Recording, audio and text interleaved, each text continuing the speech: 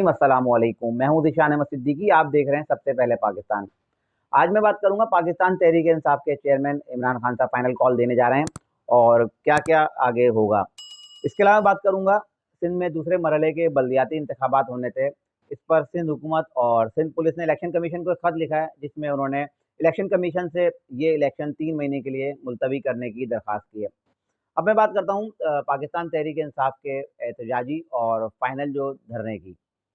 अब जब पाकिस्तान तहरीक इंसाफ ये लॉन्ग मार्च या धरना देगी इस हुकूमत को रुखसत करने के लिए, पीडीएम की मुश्तरका हुकूमत जो पाकिस्तान तहरीक इंसाफ की हुकूमत को अदम एतमाद के ज़रिए रुखसत करके इस हुकूमत में आई थी।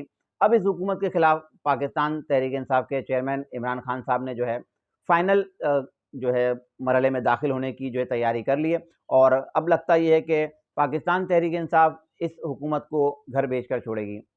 अब किस तैयारी से पाकिस्तान तहरीक इंसाफ मैदान में उतरेगी?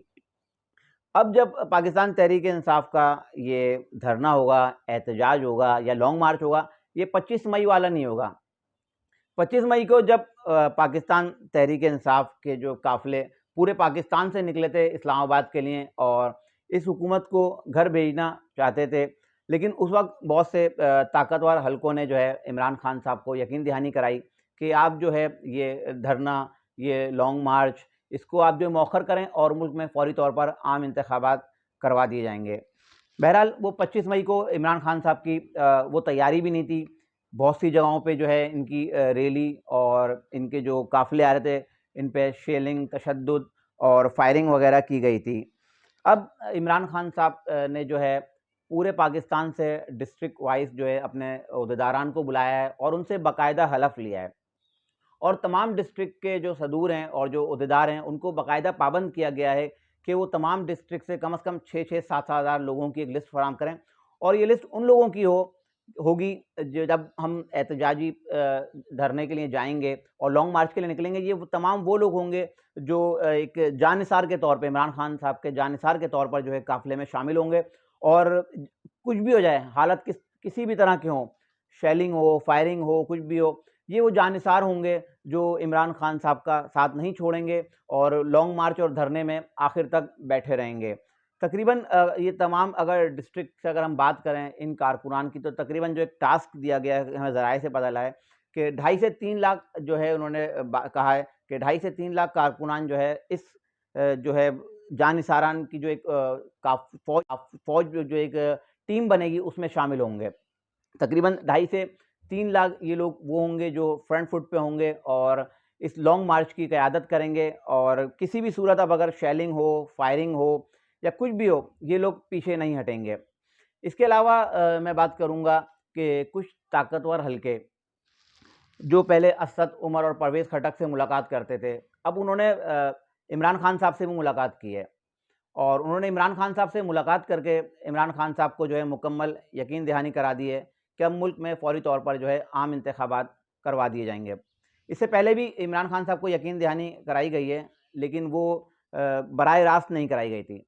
अब मुख्तलिफ ज़राए से जो हमें ख़बर मिली है, इसमें इमरान खान साहब को बराह रास्त उन ताकतवर हलकों की जानिब से जो है यकीन दहानी कराई गई है कि मुल्क में अब फ़ौरी तौर पर जो है आम इंतखाबात करवा दिए जाएंगे और यकीनन इस्टेब्लिशमेंट ज़ाहिर सी बात है हुकूमत का हमेशा से हिस्सा रहती है और जो आने वाली हुकूमत होती है या जो मौजूदा हुकूमत होती है, इस्टेब्लिशमेंट को ना चाहते हुए भी जो है उसके साथ रहना पड़ता है।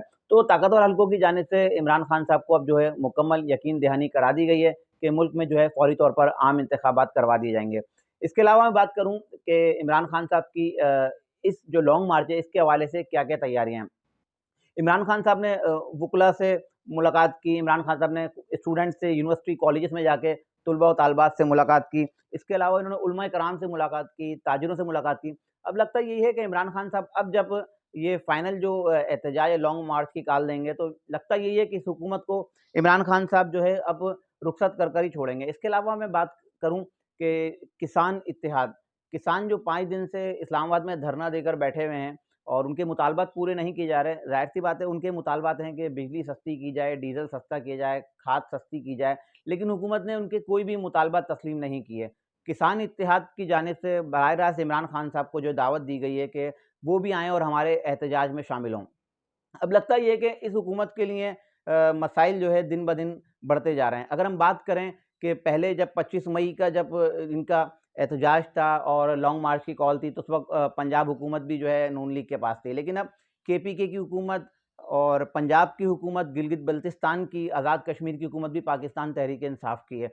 तो लगता ये है कि इस हुकूमत की मुश्किलात में मज़ीद जो है इज़ाफ़ा हो रहा है और ये जो मुश्किलात जो बढ़ रही हैं, अब लगता ये है कि इमरान खान साहब जब ये फाइनल जब लॉन्ग मार्च की कॉल देंगे, तो ये यकीनन इस हुकूमत को जो है अब रुखसत करके ही दम लेंगे। इसके अलावा मैं बात कर रहा था कि सिंध हुकूमत और सिंध पुलिस ने इलेक्शन कमीशन को एक दरख्वास्त लिखी, जिसमें उन्होंने इलेक्शन कमीशन से दरख्वास्त की कि आप जो है सिंध में जो बल्दियाती इलेक्शन दूसरे मरहले के होने हैं, इसको 3 महीने के लिए जो है मौखर कर दें।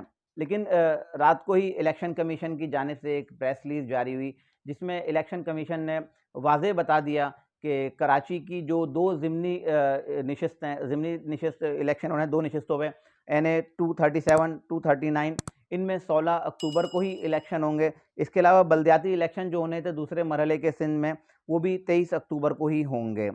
अगर मैंने पहले भी ये बात बताई है कि ये इलेक्शन अगर अपने वक़्त पर हो जाते हैं, और जैसा कि ज़िमनी इलेक्शन 16 अक्टूबर को होने हैं और बल्दियाती 23 अक्टूबर को होने हैं।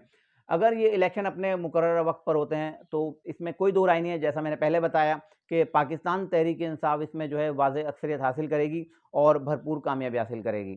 इंशाअल्लाह अपने नए तजज़िये के साथ फिर हाज़िर होऊँगा, तब तक के लिए इजाज़त दीजिए। अल्लाह हाफ़िज़।